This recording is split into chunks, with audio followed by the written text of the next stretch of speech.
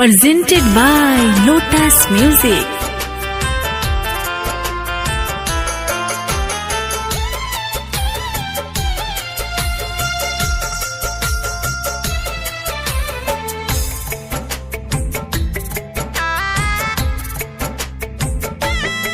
जब मोहब्बत को सब खुदा मानते हैं, जब मोहब्बत को सब खुदा मानते हैं, जब मोहब्बत को सब खुदा मानते हैं, प्यार करने वालों को क्यों बुरा मानते हैं, प्यार करने वालों को क्यों बुरा मानते हैं, जब मोहब्बत को सब खुदा मानते हैं।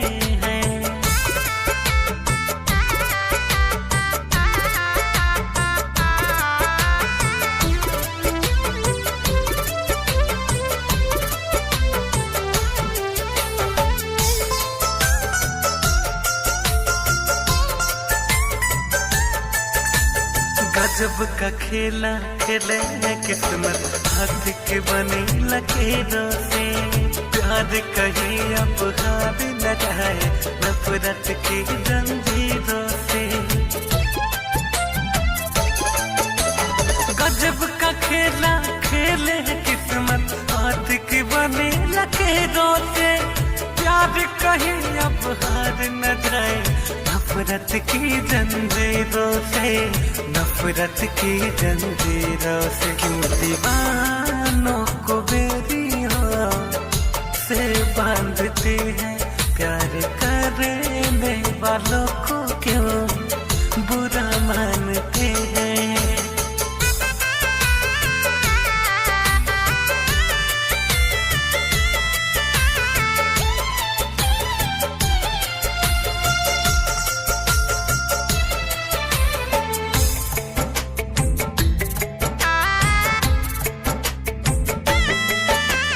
रब भी देख के है शर्मिंदा, अपने बनाए वसूलों से मिल जाते हैं खुशबू अब तो कागज के भी फूलों से।